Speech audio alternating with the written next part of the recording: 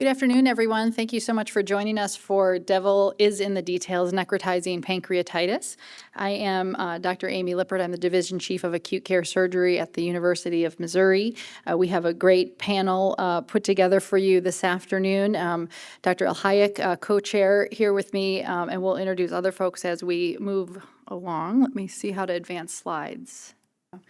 I have no disclosures for you today. This is our panel. You can see we have a wide variety of folks, both from the world of hepatobiliary, GI, and acute care surgery, with a number of topics regarding pancreatitis that we will get into. I thought we would jump right into seeing what exactly we're discussing, which is kind of disgusting, right? This is not a field that most people are super excited to dive into, except those folks who do really can see the benefit of taking care of these patients that are quite challenging from both a critical illness standpoint as well as having a disease process that oftentimes doesn't seem like it has a lot of great answers, but really does need the care of a coordinated team. So just as a brief introduction, pancreatitis, of course, is a very common disease, and it's actually quite expensive in our healthcare system. 250,000 people will develop severe acute pancreatitis every year just in the United States, and about 20% of those will become necrotizing.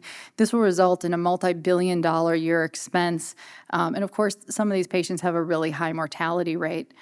Over the years, the mortality for pancreatitis, of course, has improved from, the vast majority or nearly half of patients dying in the 1960s to really being reduced with advanced medical treatment and then surgical treatment that has been limited.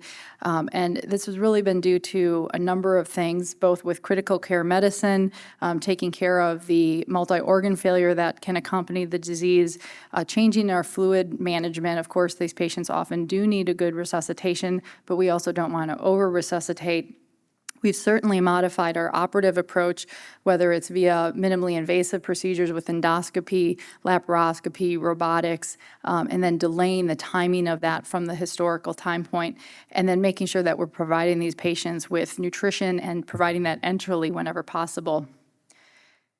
Lots of it has been written on pancreatitis over the years. SAGES, of course, has a bit of a guidebook to this in the acute care surgery manual that's been developed. Organizations such as EAST has guidelines, and I think most of us here are probably familiar with the PANTER trial. It really changed how we manage this disease and has challenged where we're going to take this in the future.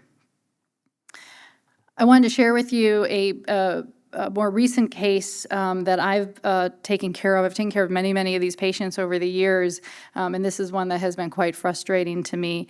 This is a 50-year-old female who had presented to a referral hospital with standard acute biliary pancreatitis. She underwent a lap chole on hospital day 2 there, and in reviewing their notes, they said she had nearly resolved her symptoms but remained with epigastric tenderness. She had worsening pancreatitis after her operation and eventually was transferred to my care. She initially seemed to improve, but continued to remain tender and didn't have great PO intake. 2 weeks after her transfer, she had worsening abdominal pain. Additional imaging was obtained that revealed severe interstitial pancreatitis with focal necrosis and nothing that appeared to be infected. She continued to struggle with PO intake and was advanced to enteral nutrition via tube feeds.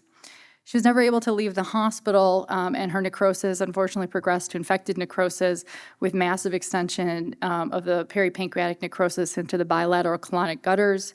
She received multiple modalities of treatment, and after an extended hospital stay, she actually succumbed to the disease, which we still can see these patients leaving with mortality. And so having a multidisciplinary care approach and thinking about how we're going to take care of these patients is critical. Of course, it is a challenging surgical disease. There's been a lot of change in management over the past decades. The step-up approach has definitely changed and challenged our modalities of how we think about it. But with the multiplicity of disease approaches, we're continually evolving in what we think is best and is often decided on a case-by-case basis. So today, this expert panel will explore the history of pancreatitis, the diversity of necrosectomy options, the importance of cooperative multidisciplinary management, and hopefully we'll be stimulating you to delve into the depth of the dead pancreas.